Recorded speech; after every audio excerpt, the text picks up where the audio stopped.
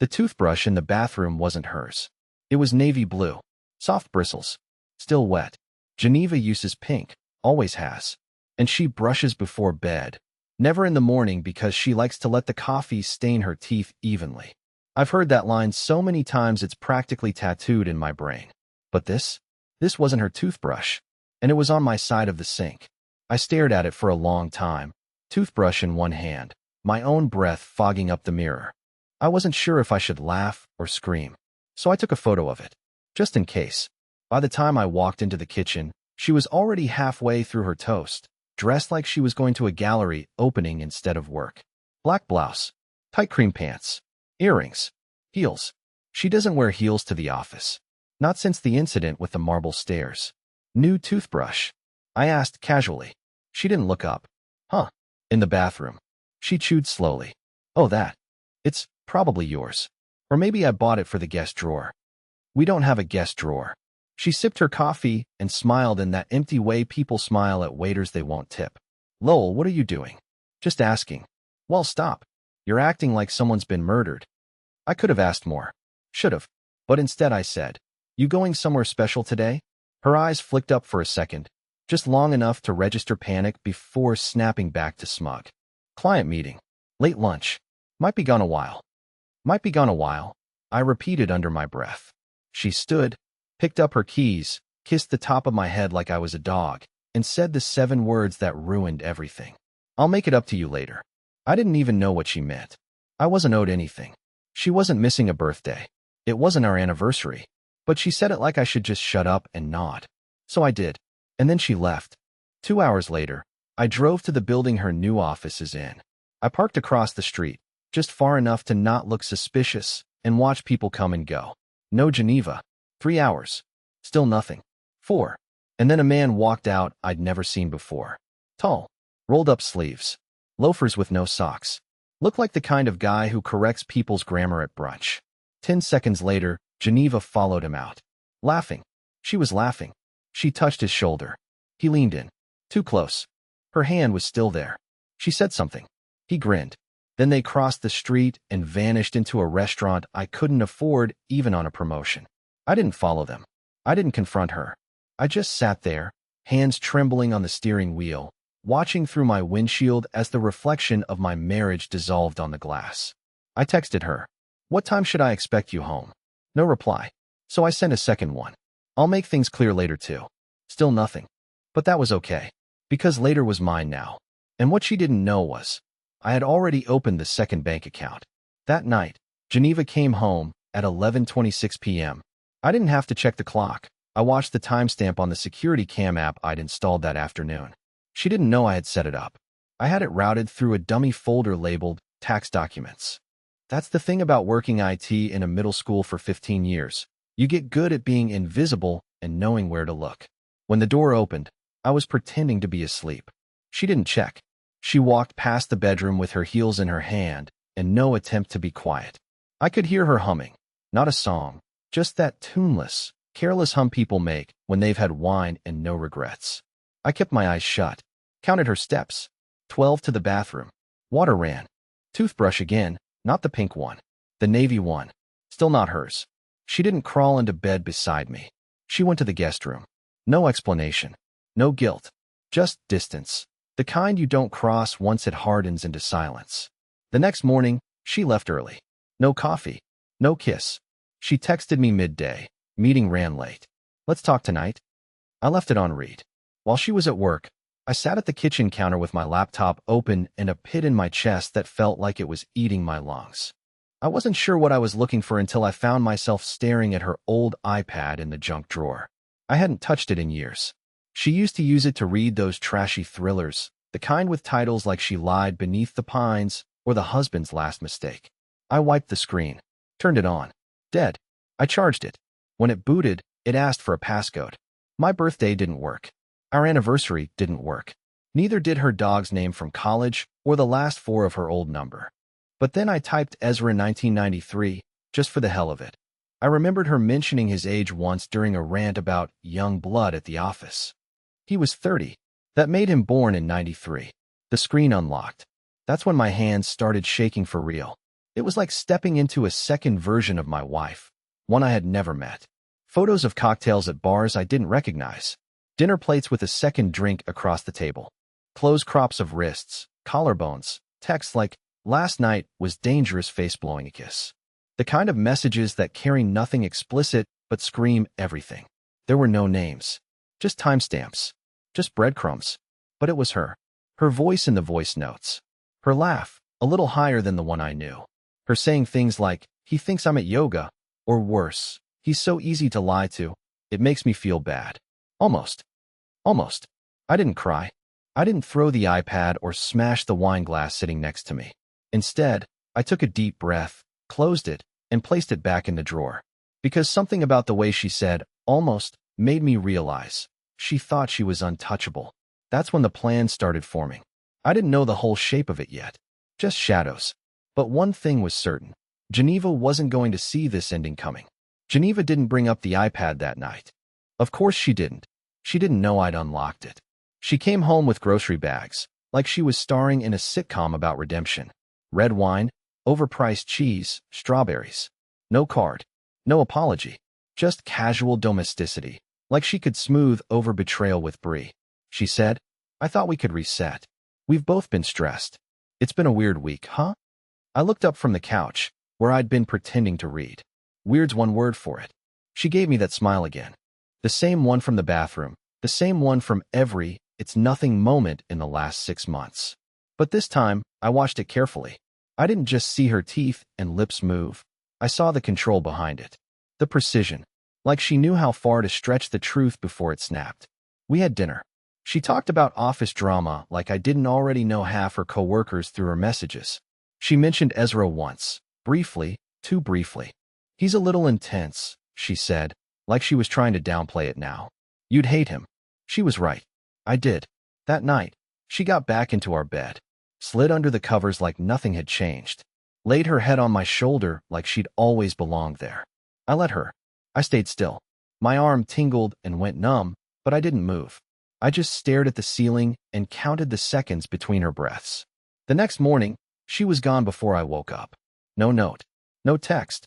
That's when I did something I never thought I'd do. I called in sick. I'm a boring man. Routine is my drug of choice. I've had perfect attendance for 11 years straight. Even came in with food poisoning once and dry heaved into a trash can during fourth period just so I didn't break the streak. But that morning, I needed to disappear too. By 9:30 a.m., I was in my car outside Geneva's office. By 10:15, I saw her walk out, again with Ezra. This time, it wasn't a restaurant. It was his car. She got in. Passenger seat. Didn't even glance back. I followed. Not closely. Not stupidly. Just enough to keep them in view. They drove to a place out near the marina, a boutique hotel with blue shutters and white balconies. I'd never been inside, but I recognized it. People went there for staycations or secret getaways. No one accidentally ends up at a place like that at 10:30 on a Wednesday. They parked. She touched his arm again. But this time, he touched hers back. That was new. They disappeared into the lobby. And I sat in my car for a full hour, engine off, mind spinning. I didn't follow them inside. I didn't need to. I already knew. And here's the part that really broke me. She smiled when she looked at him. Not the tight, careful smile she gave me. Not the empty hostess smile. This was different. Soft. Real. Like the kind of smile people give when they forget anyone else exists. It hit me harder than any message, any picture, any cold toothbrush. Because I realized she wasn't just cheating. She was happy about it. And that meant I wasn't just being replaced. I was already gone. But I wasn't done. People don't pay attention to quiet men. That's the secret. If you keep your voice soft and your posture neutral, the world forgets you're there. You become wallpaper. Useful, but invisible. That's how I spent most of our marriage. Doing the dishes without being asked, picking up her dry cleaning on the way home, listening without interrupting. I used to think that made me a good husband. Turns out, it just made me easy to ignore. The day after the hotel, I went to work like normal. Smiled at the security guard. Made a dumb joke about printer toner in the break room. No one knew that something inside me had been quietly set on fire. I didn't lash out. I didn't break down. I just started watching people differently. My students, my coworkers, even my neighbors. You can learn a lot when you pretend not to care. And while Geneva kept rehearsing her little play, pretending to be a wife again, cooking dinner twice that week, asking me if I wanted to go for a drive this weekend, I was already assembling my version of the truth. Not hers, not Ezra's, mine. It started small. I installed a data recovery app on her old iPad. She'd cleared some messages, deleted some photos. But not everything. Hidden in the back end were screenshots she'd saved, some of his texts, photos of hotel reservations, Uber receipts, even a selfie in the mirror of a men's bathroom. He was in the background, shirtless. She captioned it, "Lowell thinks I'm at a workshop." This was the real agenda, faced with tears of joy.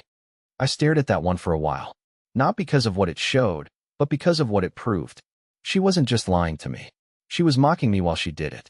Later that evening, she came into the kitchen while I was washing dishes. No makeup, hair in a bun.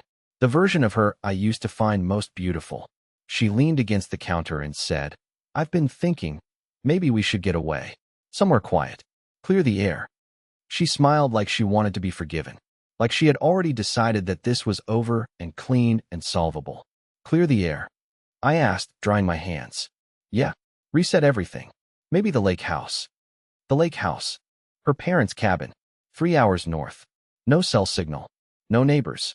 The place where we'd once gone during our second year of marriage when things were rough.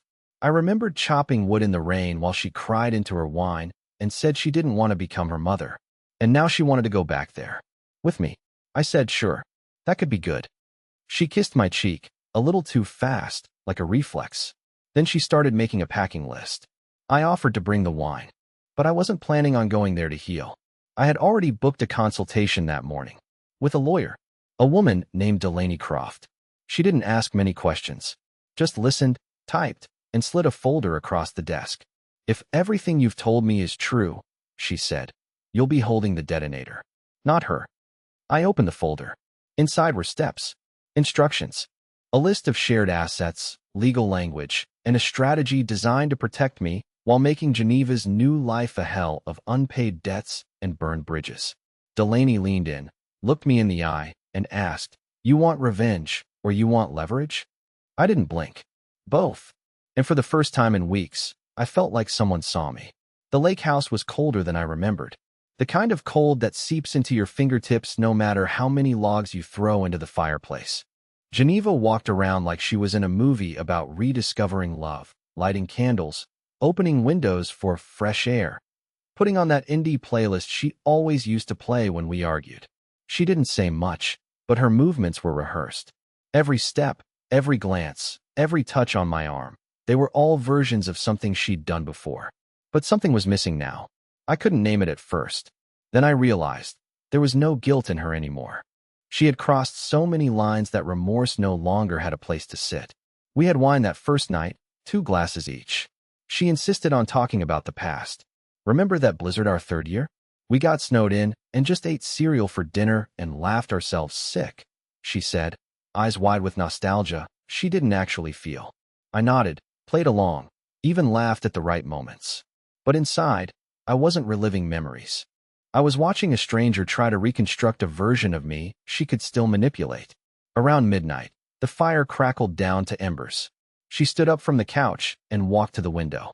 Her silhouette looked like something out of a painting. Still, quiet, almost holy, if I didn't know the things I knew. Then she turned to me and said something that snapped me out of it. "Lowell, do you think you've ever made me happy?" It wasn't angry. It wasn't accusatory. It was soft, gentle, like a nurse asking a terminal patient if they'd like one more pillow before they go. I blinked, unsure if I heard her right. "What?" She crossed her arms. "Just be honest. Have you ever really made me happy?" My throat went dry. She said it like she wanted me to say no. Like she needed it to justify everything she was about to admit or had already done. I could feel the game underneath it, but I couldn't stop myself from answering. "I don't know," I said slowly. "Maybe not the way you needed." She nodded. Not sad. Not even disappointed. Just satisfied. That was the moment I understood that this trip wasn't her attempt to fix things.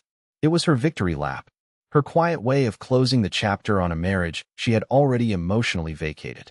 She didn't bring me here to reconnect. She brought me here to release herself from the illusion that she owed me anything. But she didn't know I already had the folder. She didn't know I'd frozen half our joint account under the pretext of financial fraud monitoring.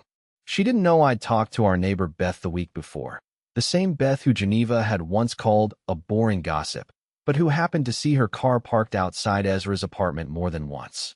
I stood up, walked to the kitchen, poured another glass of wine I didn't intend to drink. I could feel her watching me, probably expecting me to crack, to beg, to tell her I'd change, or cry, or promise therapy, or whatever version of submission she thought I was capable of. Instead, I said, "Have you ever made yourself happy, Geneva? Or are you just chasing the next new thing until it gets old too?" She didn't answer.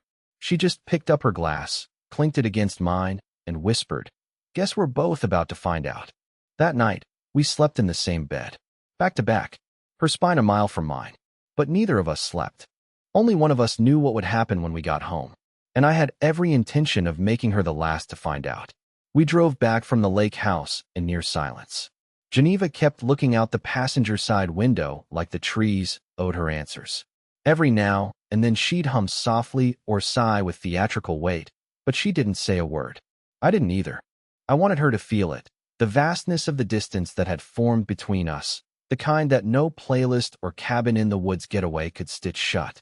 Every mile we drove was another nail in the coffin of whatever performance she thought she was still in.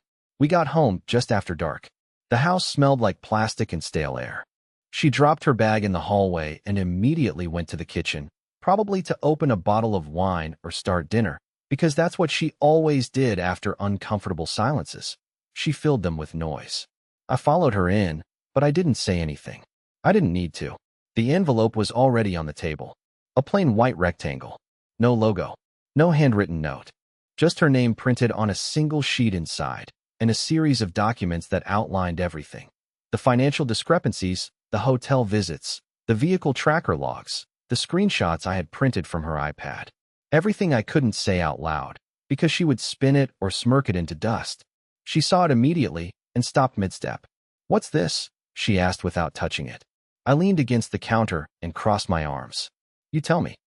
She looked at me for a long moment, long enough for the smile to fall off her face. Then she reached forward, picked it up, and opened it. Her hands were steady. That worried me more than if she had panicked. She read the first page, then the second, then the third. Her jaw tensed, but her eyes didn't blink. When she finally looked up, there wasn't guilt. There wasn't denial. There was something worse, calculation. She was already spinning this, strategizing in real time. "I see," she said, folding the papers neatly like they were a restaurant receipt. "So this is your big move." "No, Geneva," I said, keeping my voice calm. "This is me showing you that I'm not as stupid as you thought." "You went through my iPad?" she asked, as if that were the crime here. "That's honestly kind of pathetic, Lowell.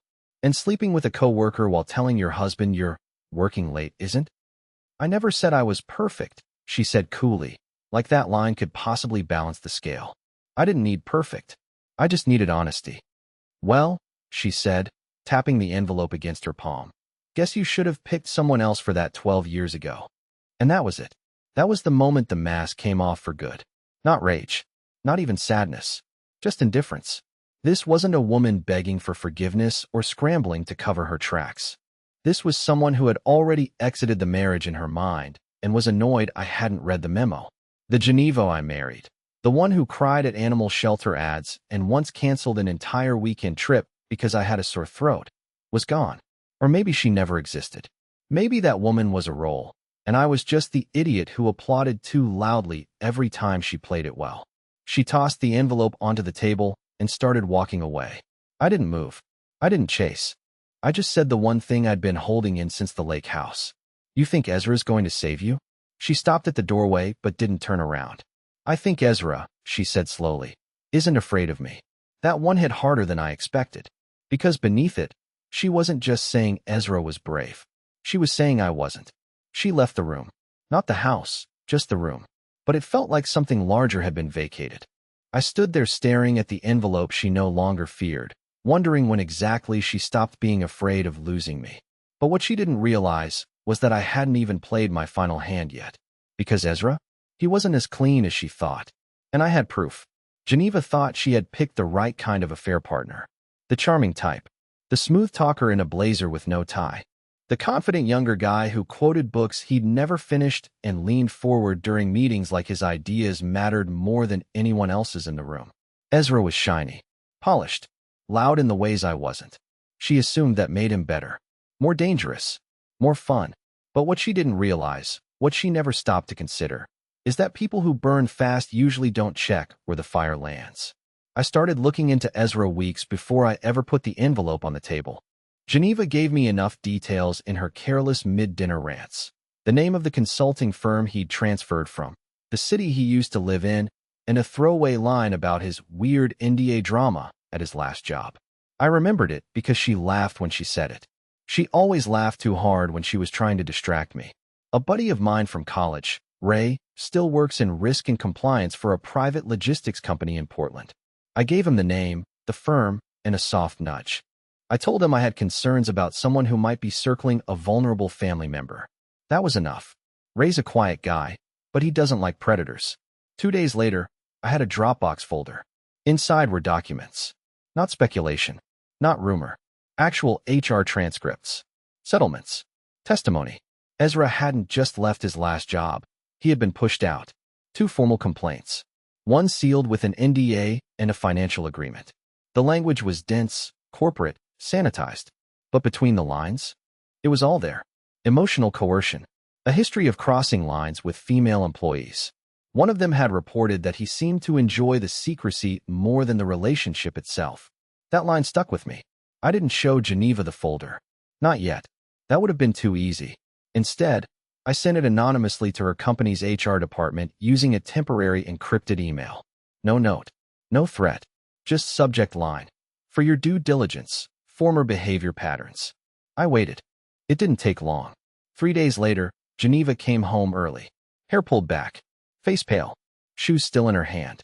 She looked like someone who had just seen a ghost. Or, more accurately, the ghost of her own judgment coming back to mock her. I was on the porch pretending to scroll my phone. She walked up slowly, sat beside me, and didn't speak for almost a minute. Then she said, "Ezra's been put on leave." I nodded like I didn't already know. Someone sent something in. HR wouldn't show me, but they asked if I knew anything about his past work history. "Do you?" I asked, not looking at her.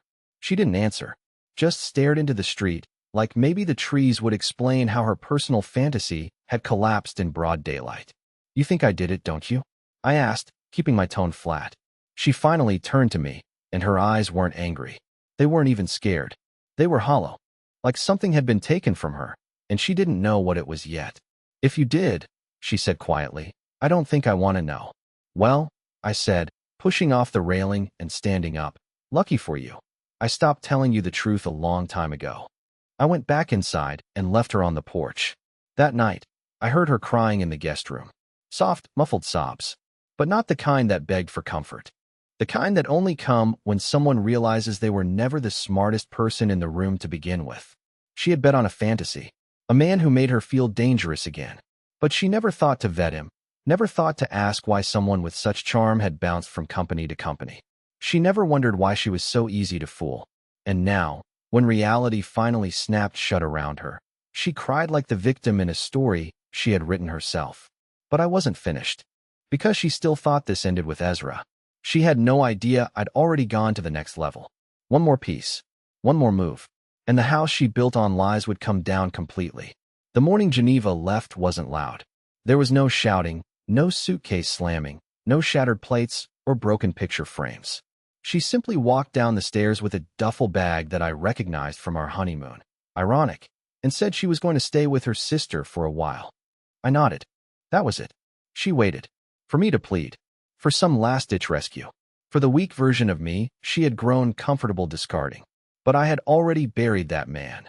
The one who made excuses for her, who shrank himself to fit her silence, who mistook being safe for being loved.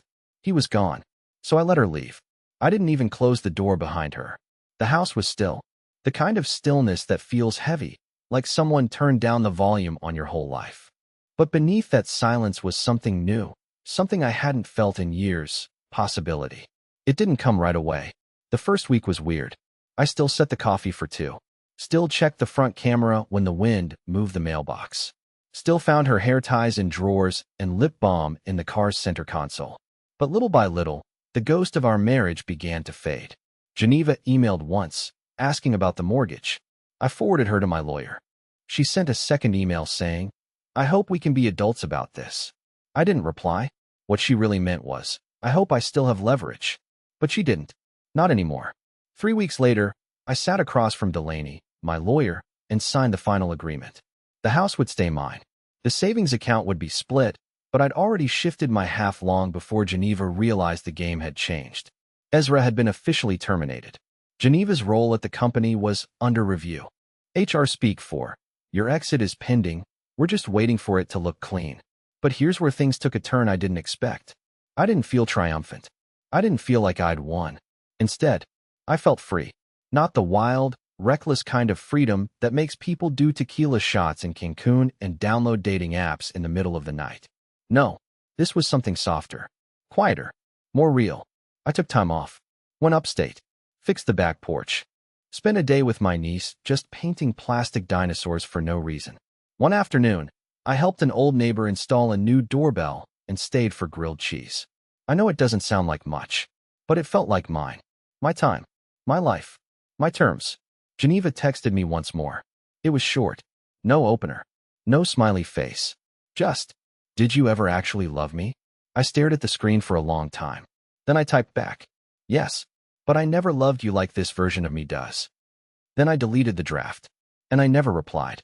Because that man, the one who loved her despite himself, was a chapter one had already closed. And where I was headed, she didn't get to come.